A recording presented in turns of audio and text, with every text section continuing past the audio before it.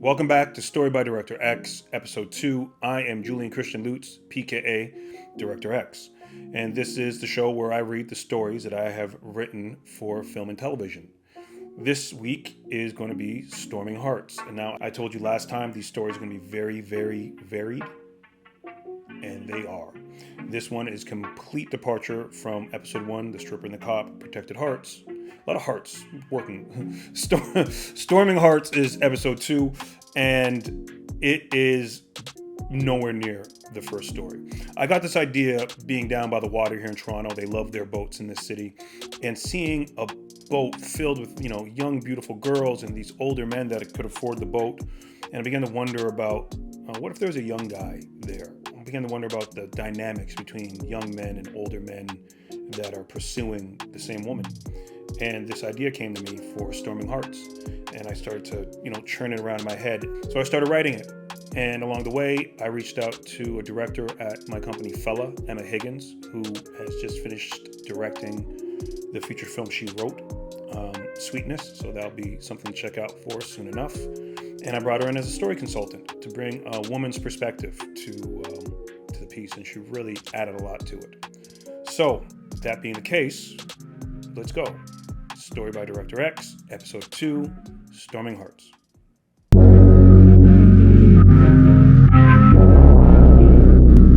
Storming Hearts, story by Director X.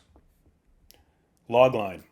Kimberly, a beautiful woman with a heart of gold, accompanies her friend Sarah on a sailing trip on an amazing catamaran. On the water, Kim finds herself attracted to the boat's owner and captain, Tim, and the first mate, Ryder. Things take a dramatic turn as the boat encounters disaster, shipwrecking on a remote island. There, the two men fight to the death for Kimberly's affection. The story, Act 1. The Florida Keys. Kimberly accompanies her best friend Sarah on a weekend sailing vacation to the Caribbean. Kimberly is apprehensive about going, but Sarah convinces her it'll be fun and she deserves a break. Kimberly agrees she could use a vacation. She's been working towards her law degree while working a part-time job and hasn't much time for fun. However, when she arrives at the gorgeous boat, she begins to wonder how relaxing this trip will actually be. The wealth of the men on board is immediately apparent as they pop expensive champagne and offer up party drugs. What's worse is the way they look at Kimberly and Sarah, like delicacies to be had and consumed. The other women on board are gorgeous model types, and like Sarah, they seem to enjoy this attention from these rich men. Sarah tells Kimberly to just relax and enjoy the free trip. These guys are harmless. They just want to feel like they've got a shot. She doesn't need to do anything if she doesn't want to. Kimberly isn't convinced until she meets Timothy Cash, the 40-something millionaire who owns the boat and is captain. He immediately puts her at ease with a kind, almost self-deprecating sense of humor about the whole situation. He does these trips for his clients and associates, but it's not exactly his scene either. It does give him a chance to do what he really loves, sailing his boat. He's smart, kind, and funny. Kimberly feels more relaxed knowing that he's at the helm of things, and it doesn't hurt that he's extremely good looking either. They set sail, and Kimberly is surprised to find how much she's actually enjoying herself. The bright blue waters and stunning views are peaceful, and she understands why Tim enjoys sailing here. The two of them get to know each other better as they move further from the mainland. He's an interesting, charismatic man, and Kim can see why he's so successful. She also can't help but notice he's in great shape from captaining his amazing catamaran. Their conversations are deep and cover all sorts of subject matter, including recent politics, tensions between East and West. The U.S. has been threatening war, and it's been all over the news.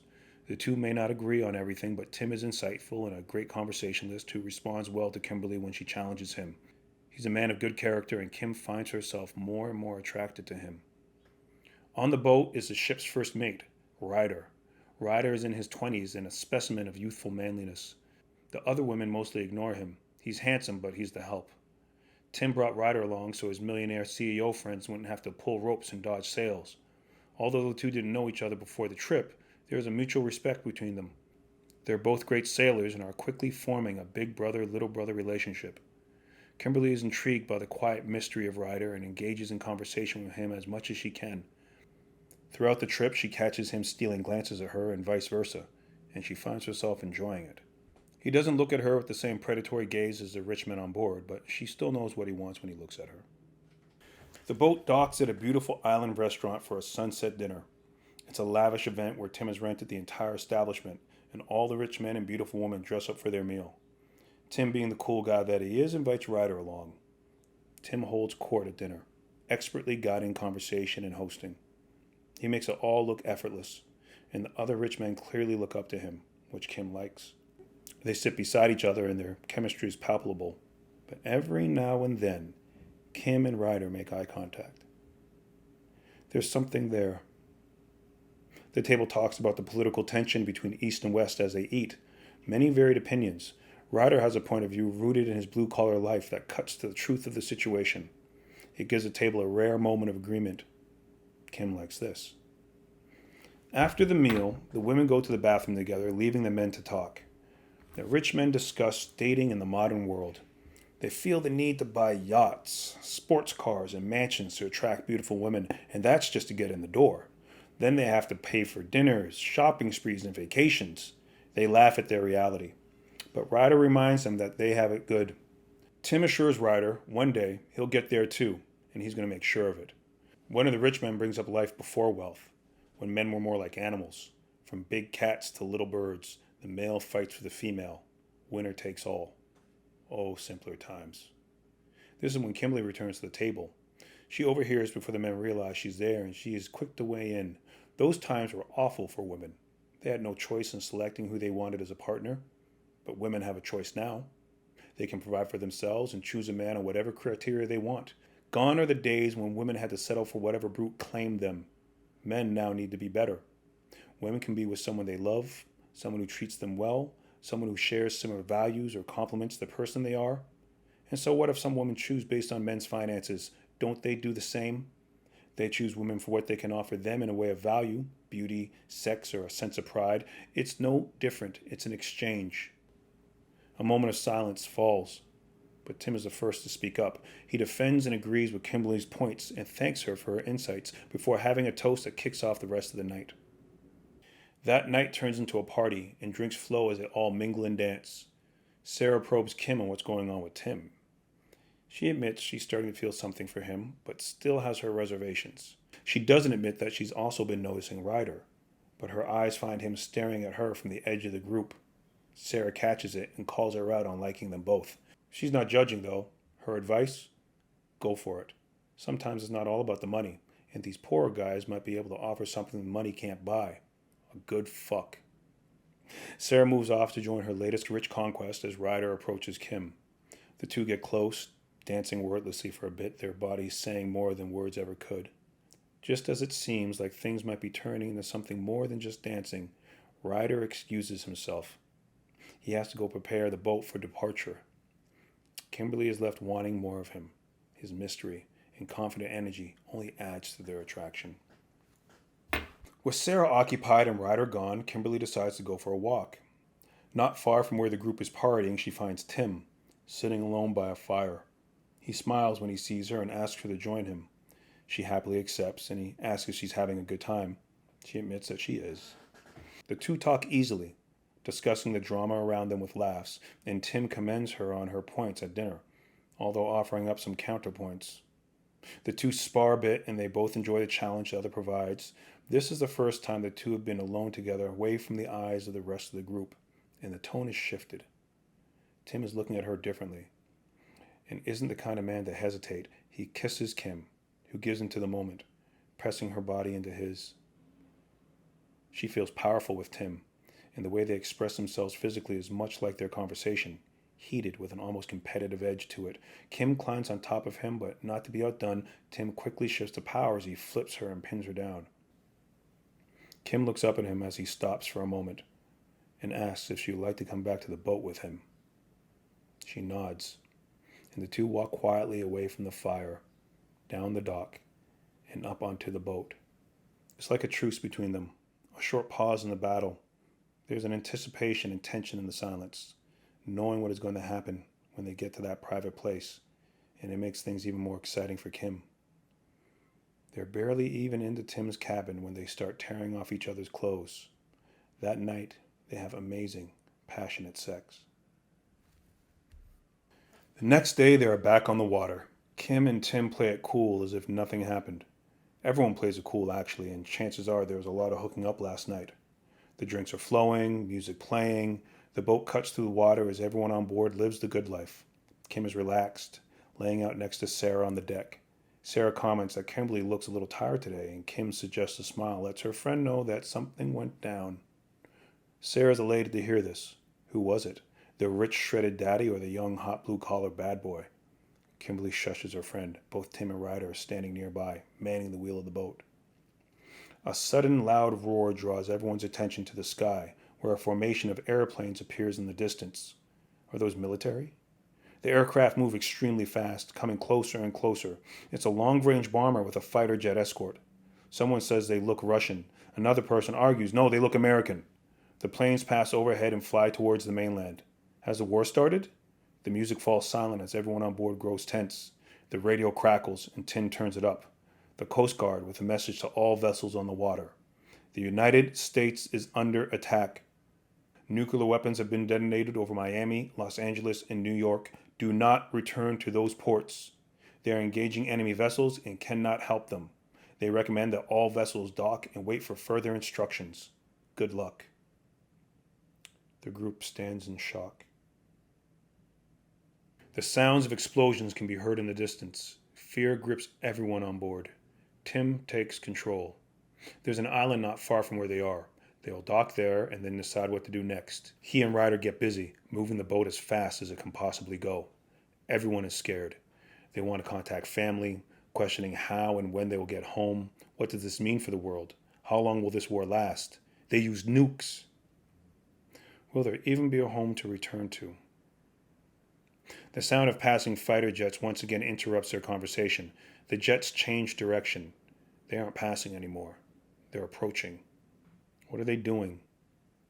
Someone shouts that they must be on their way to save them and starts to wave their arms to the oncoming planes. Tim yells at them to get down, but it's too late. One of the fighters opens fire on the boat, instantly killing the man and ripping the boat apart. Kim finds herself in the water, processing what just happened. Pieces of the boat are everywhere. The sounds of yelling confusion fill the air. Looking around, she sees body parts floating past her. Then the rest of the body. One of the men dead. Kim screams. Ryder swims over to her with a life jacket. He calms her with a breathing exercise and swims off to see about the others. Tim swims to the boat's emergency inflatable life dinghy and opens it up. Luckily, it's still in working order. One of the rich men is okay and joins Tim on the boat. Meanwhile, Ryder is finding many of the group dead. Others are missing entirely. The rich man and Tim start loading supplies and helping the injured in with Ryder. They pull a man named Amir onto the boat who has a severely broken leg. Tim gets the motor of the dinghy running. His plan is to get to the island they were headed to before the jet attacked. It's not far. The rich man on the dinghy sees some of his personal items in the water and jumps in to recover them. Tim tells him to forget about that shit. They need to focus on more important things. The rich man ignores him, swimming over to his stuff when a shark emerges from the depth below him. The man screams as the shark sinks its teeth into him and pulls him under. The water churns, red with blood. Kim screams, watching in horror as the blood plumes towards her.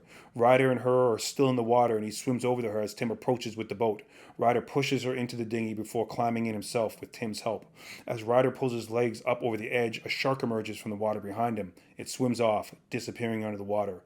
The dinghy circles around as bodies float nearby with sharks eating at it. The scene is horrifying. Kim desperately calls out for Sarah, but there's no answer. Tim starts the engine and about to head to the island when Kim spots her friend clinging to a floating piece of the ship. They go to her, pulling Sarah onto the boat. She is gravely injured, bleeding from her chest and head. Kim tends to her as Tim guns the engine towards the island. There's only 5 of them left alive after the attack, and 2 are badly injured. Sarah and Amir. Sarah's barely holding on to consciousness, and Amir's broken leg shows bone through the skin. Kim and Ryder do their best to tend to their wounds as the small boat heads towards the land. They have hours to go before they reach the island. Their small dinghy does not have much pulling power and is running low on fuel. Sarah's fading from loss of blood. She stops breathing. Kim becomes frantic. Tim gives Sarah mouth to mouth, bringing her back to life. They breathe easy for a moment. In the distance, they see the island approaching. Finally, something good is happening. The sun is setting as they get to the island. Tim and Ryder work as a team to get Sarah onto the beach. With Kim's help, Amir can hop. Night falls as they haul their supplies onto land. Bugs come out and they need a fire to drive them away.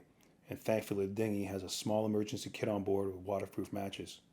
As Kim tends to the wounded, Ryder and Tim go into the bush to gather wood. They begin to assess the situation. Water? A few bottles, won't last long. Fresh water on the island? We search for it tomorrow, first thing. Food? Coconuts all over the beach. There must be more inland. Water in those. Tim can fish, row the dinghy out to deeper waters. Shelter? We'll build some. They both have been in the military. Tim is from Colombia. There's a 1-year military service requirement for all men. Ryder is from a shit poor town. Everyone joined the armed forces. He did Navy. We have a chance of surviving this. A scream from Kim breaks through the sound of nature. Amir yells for them to come back. Tim and Ryder arrive back on the beach to find Sarah fighting to breathe. Tim tries mouth to mouth again, but this time, nothing. Sarah is gone. It's silent around the fire that night. Kim takes a moment alone to mourn her friend. Sarah's body has been moved a respectful distance from the group. Kim closes Sarah's eyes as she drops to her knees beside her body and cries. After a minute, Tim comes over to comfort her, but she wants to be alone. He understands. And when Kim finally joins them at the fire, she sits by herself and stares into the flames. Amir is lamenting the end of the world as they know it. Nuclear war is upon us. Kim can't hear a thing the men are saying. It's all white noise to her. She lies down, tears in her eyes, and cries herself to sleep. Day 1. The next morning, the plan is in action. Tim sets out fishing. Amir can't move much, so he keeps a small fire going. Kim and Ryder go into the jungle looking for fresh water, food, and materials they can build shelters. Kim talks with Ryder as they work their way through the bush. She's devastated by Sarah's death, scared about what's happened to her family. Her heart is broken. Ryder comforts her, talks about his views on life after death. It gives her solace. There, Kim embraces him as she cries. She holds him tight. Slowly, the embrace turns into kissing. They stop, look into each other's eyes, and start kissing again. They take off each other's clothes and have deeply emotional sex in the jungle.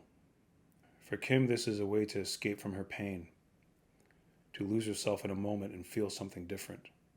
She is grateful for Ryder, for his comfort, insight, and calm that feel like something steady to hold on to in the chaos of their situation. The two return to camp as if nothing happened. They have coconuts and building supplies, but have yet to find fresh water. Tim has brought in a good haul of fish. The fire is still going, and Amir prepares the food. Kim, Tim, and Ryder build makeshift shelters and discuss the plan for the next day. They have to find fresh water, and the water they have now needs to be conserved. Tim and Ryder decide to go out into the jungle separately to cover as much area as they can. They have the skill set to return to camp. That evening, they bury Sarah's body and put rocks on top. They do their best at a funeral, with Kimberly saying words about her friend as the sun sets. Dinner is once again somber, and as they eat around the fire, Kim notices large red patches on Amir's back.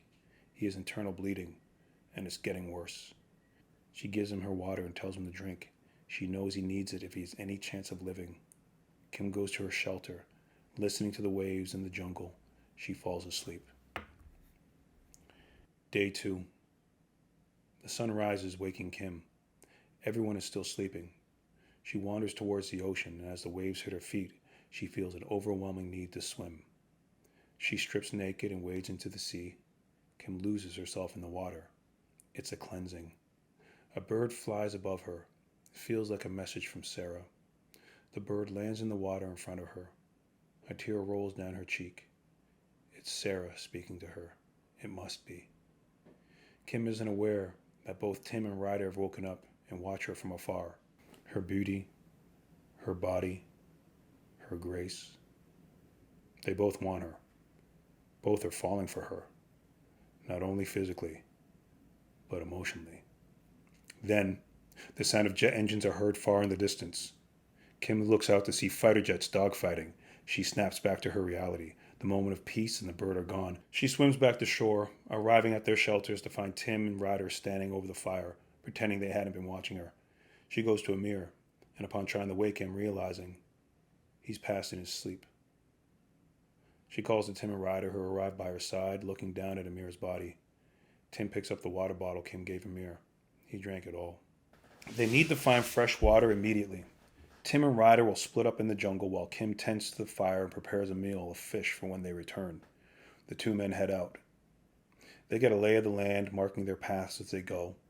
They take in the landmarks and terrain. Tim finds a stream. He drinks deeply and fills the bottles. Ryder finds a steep cliff. From here, he can get an expansive view of half the island. He notices some big birds, big lizards and snakes. He tries to catch them, but with his spear he has no luck. He needs a projectile weapon, like a bow and arrow. A light bulb goes off in his head. He looks around for materials. On the beach, Kim places the final rocks on Amir's now buried body. Over the fire, 3 fish cook. She says a prayer out loud. She tells Amir how sorry she is and how much she wishes she could have saved him. She prays to Sarah and for her family back home. She prays to protect Ryder and Tim, to keep them safe and that they will all be rescued soon. Then she prays for God to guide her heart. The sun is beginning to fade when Tim returns, beaming, fresh water. Kim is so relieved to see him, she runs into his arms, hugging him. Then he hands her a full bottle of water. She takes a tiny sip. Tim tells her to drink as much as she wants. They have a freshwater stream now. Kim drinks freely, savoring it. She can't help but feel elated and smiles at Tim, thanking him. He stares back into her eyes and tells her he would do anything for her. There's a moment between them. It feels charged, like they might kiss. They're interrupted by the sound of footsteps in the bush. Ryder. Kim steps away from Tim, back to normal. She steals a glance at Ryder. Did he see? Tim found a stream. Amazing. I found some evidence of wild boars on the other side of the island. I think I can make a bow and arrow.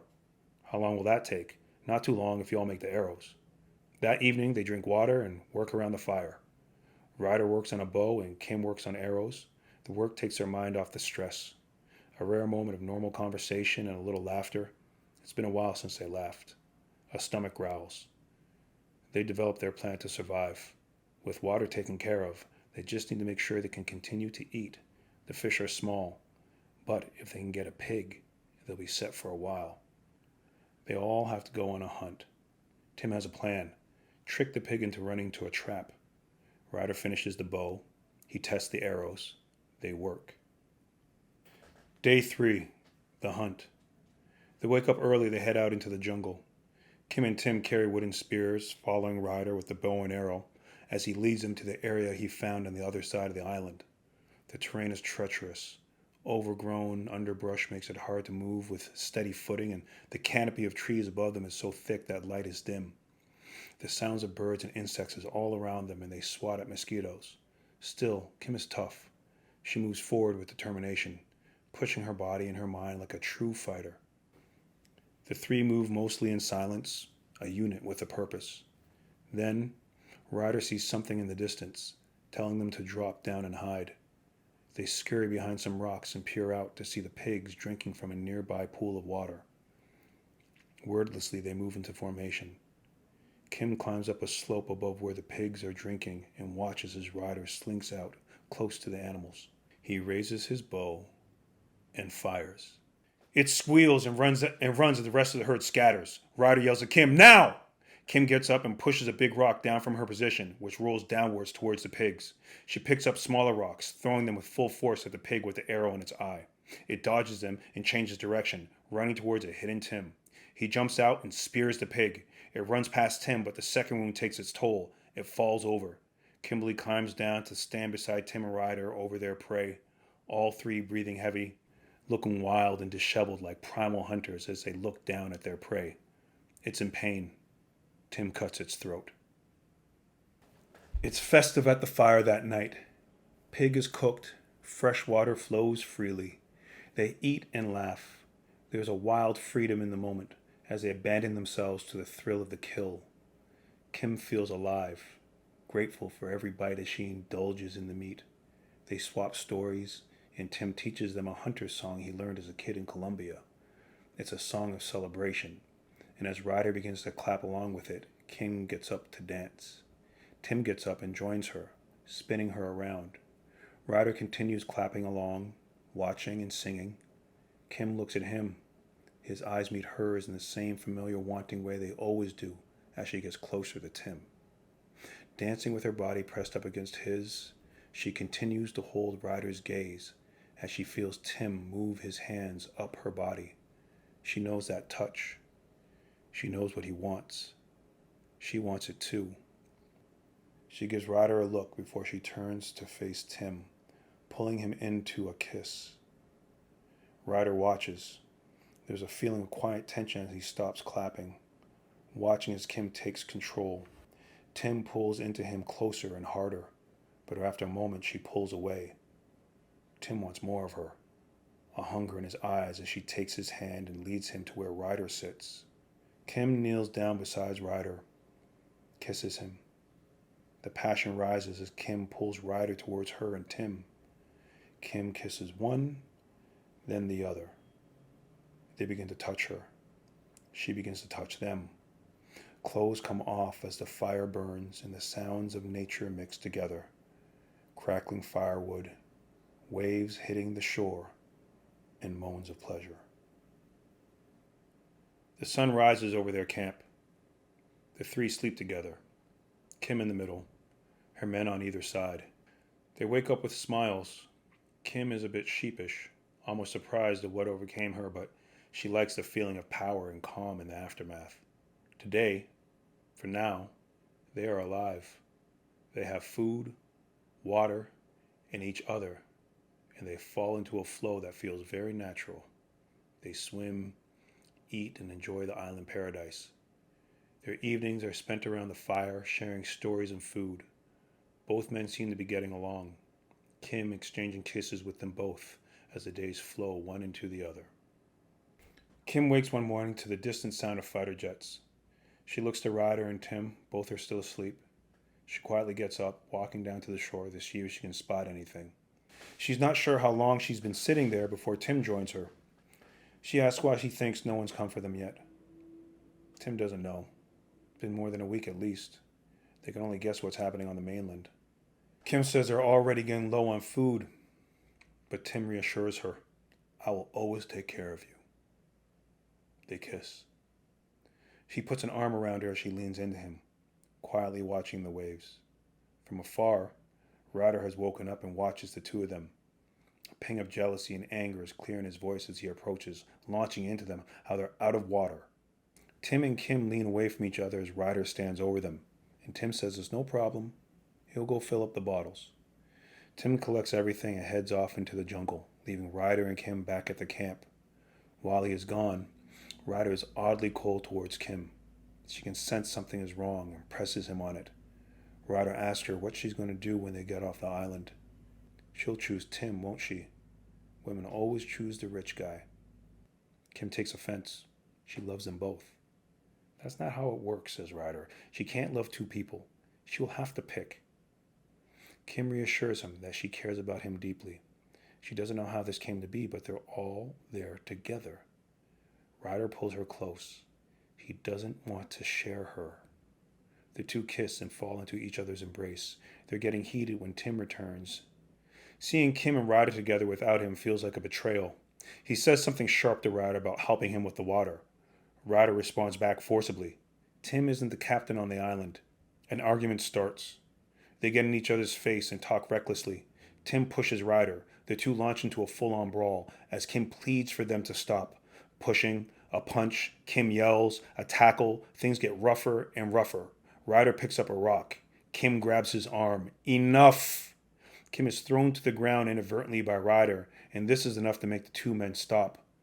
They stand, breathing heavy as Kim collects herself. Furious at them both, she refuses help from either one. The night is grim around the fire as they eat in silence. Sure enough, they are almost at a pig. They'll have to do another hunt. Kim sleeps alone this night. The following day is stormy bad weather, and perhaps they should wait to do the hunt, but both men are determined to do it today. It's better than sitting around in their feelings. They push onwards out into the jungle. This feels different than before. There's a tension still between them, and any efforts made by Kim to lighten the mood are met with cold responses. The pigs are not where they were the first time, but Ryder thinks they can find them if they go deeper into the jungle. The wind is building. It'll be dark before they get back if they keep going. Kim wants to turn back and try another day, but the two men are not backing down. They forge deeper to the jungle, the light growing dimmer. Finally, they come across the pigs down in a gully.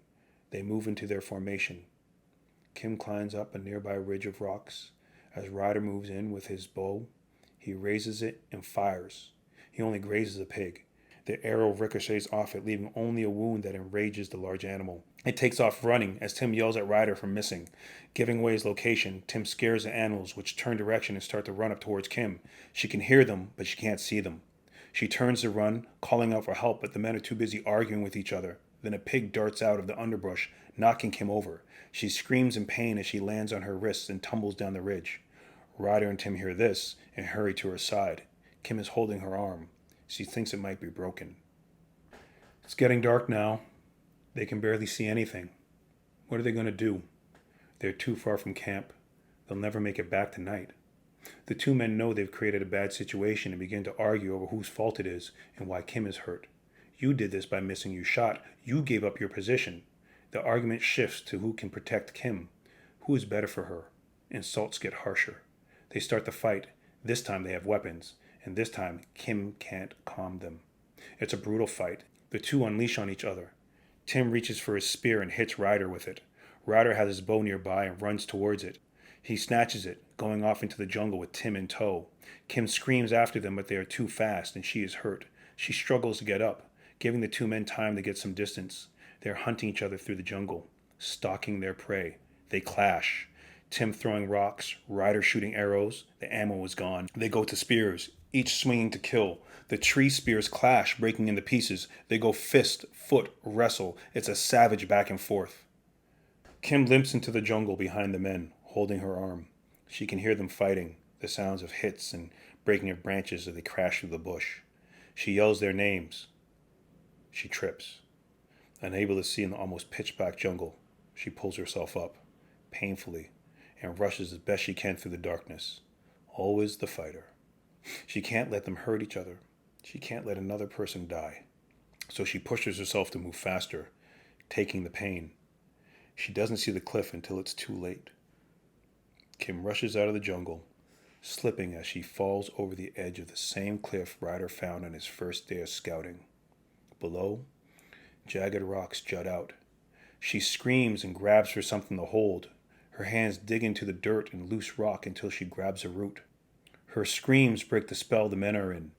They run to the cliff to see her dangling below them.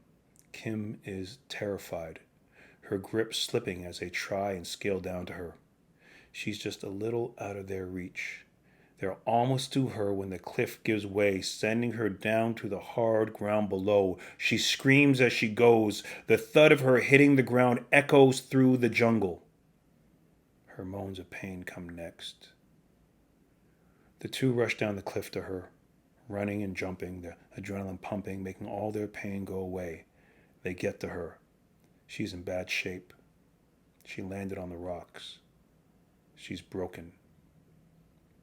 They go to her side and gently try to move her. She screams in pain. She looks at them both and cries her last tears as the life leaves her body. The men are hit with the reality of what they have done. They look at each other. The end. Well, there you go. Story by Director X, Episode 2, Storming Hearts. Each episode is really going to be different from the last. I have a large array or large span of interests and stories that are going to be coming your way. I hope you enjoyed it.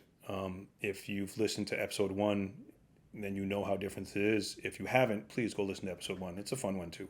And next one coming, Episode 3, will also be very different from this. Please comment, share, like, all the YouTube stuff. You know what it is. Tell a friend, share it around.